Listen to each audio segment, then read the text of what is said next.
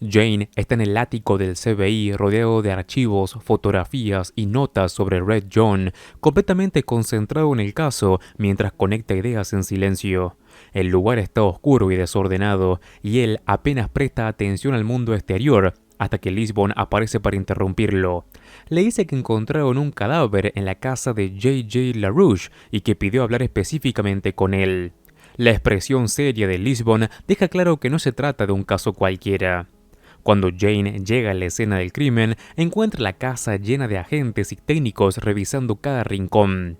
Hay sangre en el suelo, muebles volcados y señales claras de que hubo un forcejeo violento. El cadáver de un hombre yace cerca de la entrada y Jane, apenas lo observa unos segundos, nota las deformaciones en las manos y las articulaciones rígidas. Deduce rápidamente que sufría artritis reumatoide severa y que llevaba años viviendo con un dolor constante.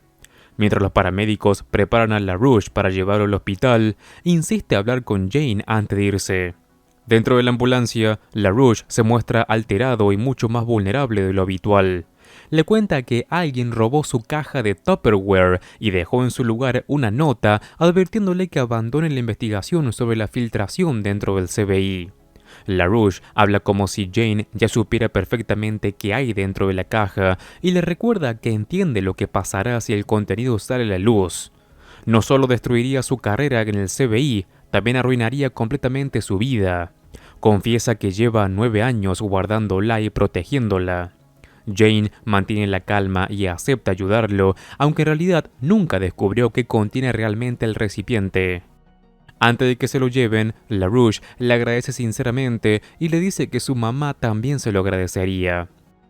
De regreso al CBI, Jane le explica a Lisbon que LaRouche cree que él conoce el contenido de la caja, cuando en realidad jamás la abrió. Durante todo el tiempo, solo utilizó la existencia del recipiente como una manera de obtener cierto control psicológico sobre LaRouche. Aún así, entiende que lo que hay dentro debe ser algo extremadamente grave.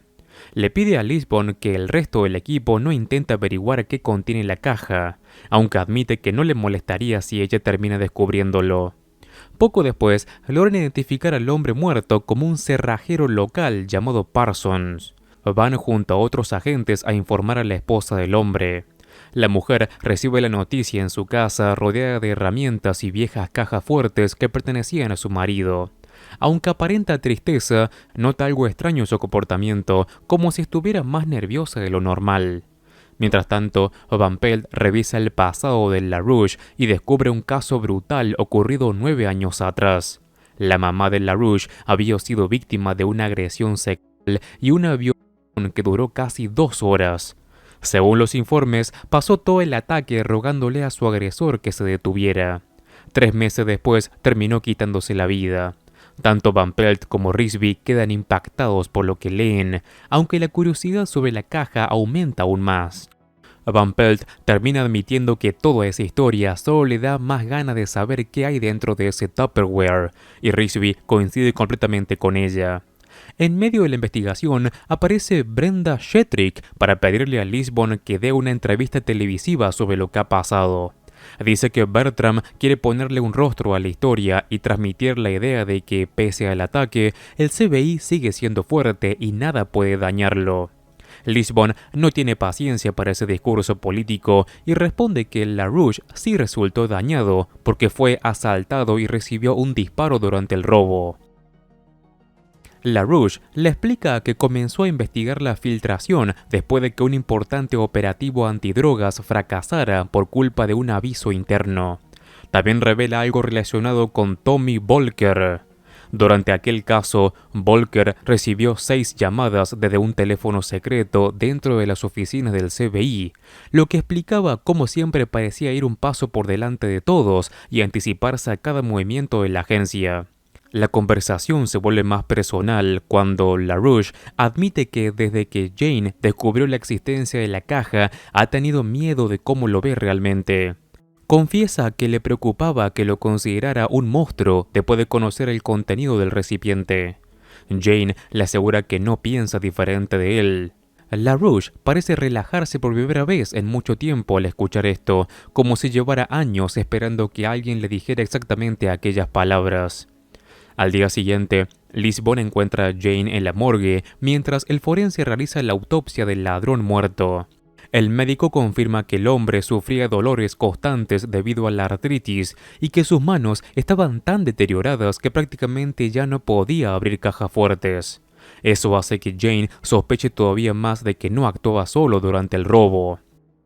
Las dudas lo llevan de nuevo a la casa del cerrajero. El living está lleno de cajas fuertes antiguas, herramientas y piezas metálicas acumuladas por todas partes. Jane observa el lugar con atención y luego le pregunta casualmente a la viuda si conoce la combinación de alguna de las cajas. Ella responde que únicamente su esposo sabía todas las combinaciones. Jane sonríe apenas un instante y dice que esperaba exactamente esa respuesta. Entonces abre una de las cajas fuertes, mete dentro al gato de la familia y la cierra. La reacción es inmediata. La hija de la mujer entra en pánico mientras la viuda se levanta desesperada diciendo que la caja es hermética y que el animal puede asfixiarse. Sin pensarlo, toma un mecanismo especial y abre la caja fuerte rápidamente para sacar al animal y devolvérselo a su hija. Jane ya tiene la confirmación que necesitaba. La mujer sabía perfectamente cómo abrir las cajas fuertes y había participado en el robo junto a su marido. Finalmente, la viuda admite su participación en el asalto, aunque explica que la caja ya fue entregada en un punto de intercambio acordado con otra persona. Jane y LaRouche corren hasta el lugar esperando llegar a tiempo, pero cuando aparecen ahí descubre que alguien ya pasó a recogerla y que el Tupperware volvió a desaparecer. Mientras Jane intenta adelantarse a quien tenga la caja, Rigsby y Van Pelt continúan investigando el pasado relacionado con la mamá de LaRouche y descubren que Scott Sainey, el hombre que la violó años atrás, había obtenido libertad anticipada. La noticia los sorprende porque nadie dentro del equipo sabía que el agresor seguía vivo y fuera de prisión. Deciden visitar a su antiguo compañero de celda para averiguar más sobre él. El hombre se muestra relajado al principio, incluso divertido cuando describe a Sainey como alguien tranquilo y silencioso. Sin embargo, cuando Rigsby menciona el Tupperware de LaRouche, la expresión del ex convicto cambia por completo. El miedo aparece de golpe en su rostro. Se pone nervioso, deja de colaborar y le dice a los guardias que ya terminó de responder preguntas antes de marcharse apresuradamente, dejando claro que sabe algo más de lo que está dispuesto a contar. Al mismo tiempo, Brenda organiza la entrevista televisiva sobre el ataque a LaRouche. Todo parece cuidadosamente preparado para controlar la imagen pública del FBI. Lisbon está frente a las cámaras mientras Brenda supervisa cada detalle desde un costado. El reportero comienza preguntando por el robo y el estado de LaRouche, pero poco a poco intenta desviarse hacia el operativo antidrogas que salió mal recientemente.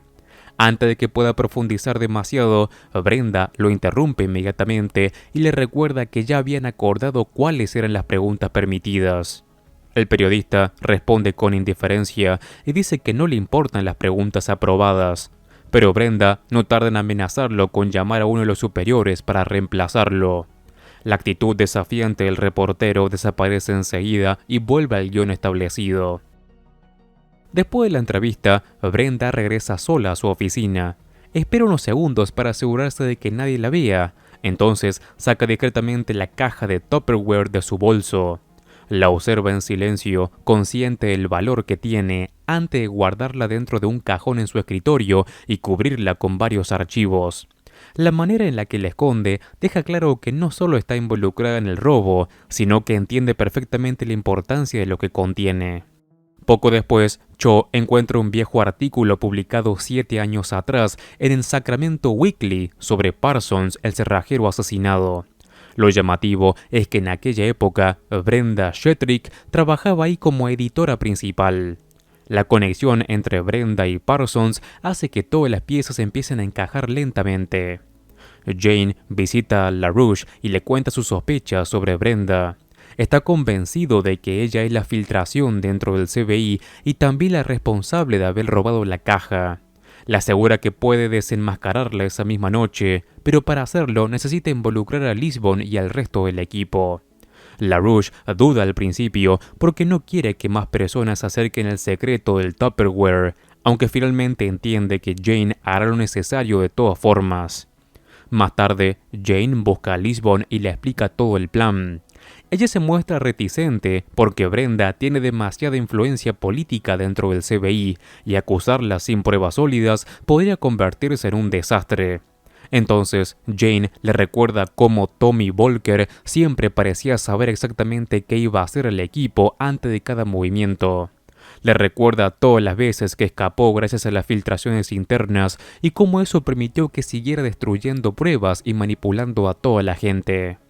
Lisbon conecta finalmente todo lo que vienen investigando y acepta ayudar.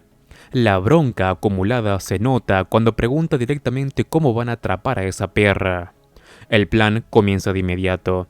Jane le dice a Brenda que Lisbon necesita ayuda con la prensa en el bullpen. Cuando ella llega, encuentra al equipo preparándose para un supuesto operativo relacionado con el narcotraficante que había escapado anteriormente. Cho le da instrucciones tácticas a los miembros del RRT, mientras también preparan el equipo de cámaras que va a acompañarlo durante el operativo. Todo ocurre rápido y con precisión suficiente para que Brenda no tenga tiempo de hacer ninguna llamada de advertencia antes de salir. Durante el trayecto hacia el supuesto operativo, Brenda intenta enviar un mensaje desde su teléfono, pero uno de los agentes se lo quita inmediatamente, mientras Cho le informa que no se permite comunicación externa durante un operativo activo. Brenda intenta disimular su incomodidad, aunque empieza a ponerse nerviosa porque sabe que no puede alertar a nadie. Cuando finalmente llegan al lugar, el equipo se prepara para entrar en la casa, mientras Brenda aparenta mantener la calma. Sin embargo, justo antes de ingresar, regresa sola a la camioneta diciendo que olvidó su chaleco antibalas. Apenas queda fuera de la vista del resto, toma rápidamente su teléfono y llama al narcotraficante para advertirle sobre la redada. Convencida de que nadie sospecha nada, Brenda vuelve al interior de la casa. Pero en lugar de encontrar un operativo en marcha, entra a una habitación vacía donde le esperan Jane, Lisbon, LaRouche, Cho, Rigsby, el equipo de cámaras y varios agentes observando una grabación. En ella aparece claramente ella haciendo la llamada para alertar al fugitivo. La expresión de Brenda cambia por completo al darse cuenta de que todo fue una trampa diseñada específicamente para atraparla. Segundos después queda arrestada frente a todos.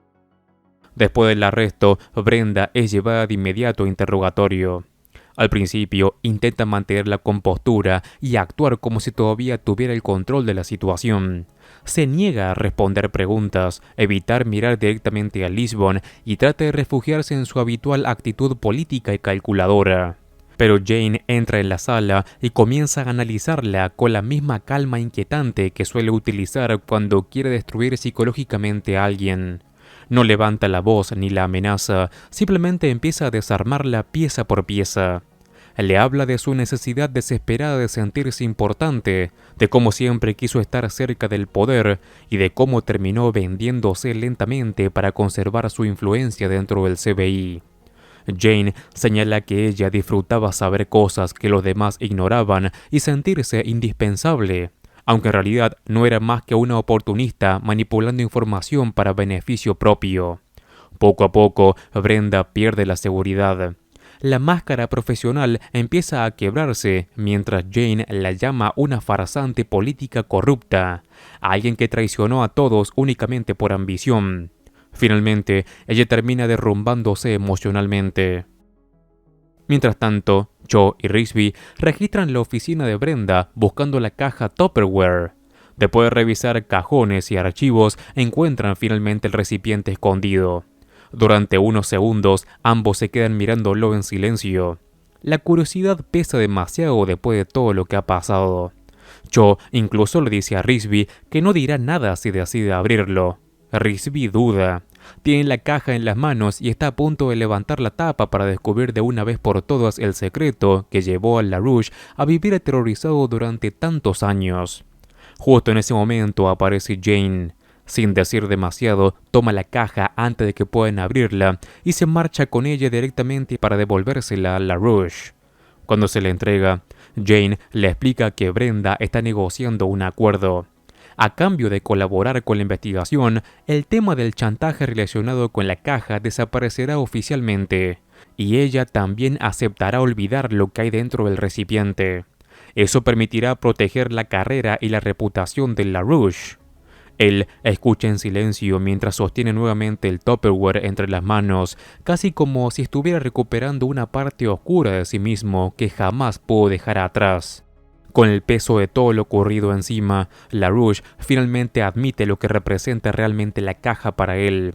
Dice que cada vez que la mira, recuerda hasta qué profundidad puede hundirse un hombre cuando el dolor y la rabia lo consumen.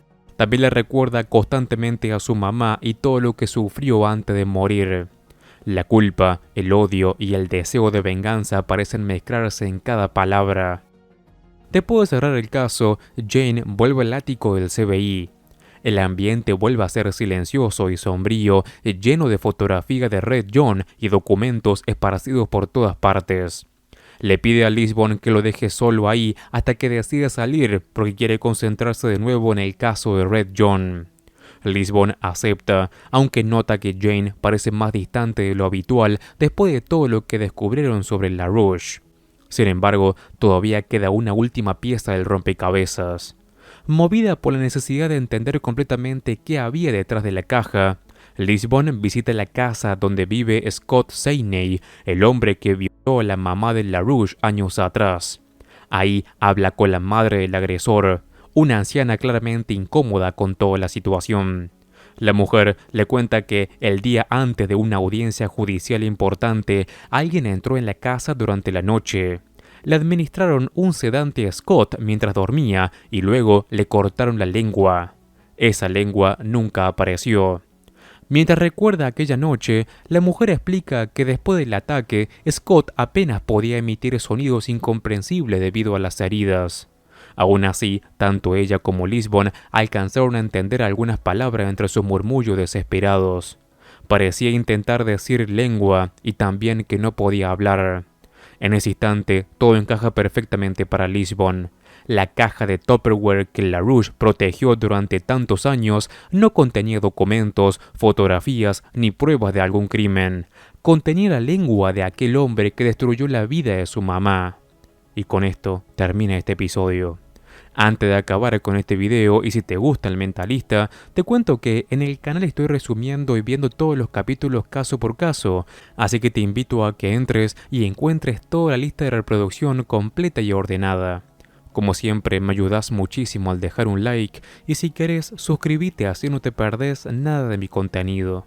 Un saludo, Master Movies.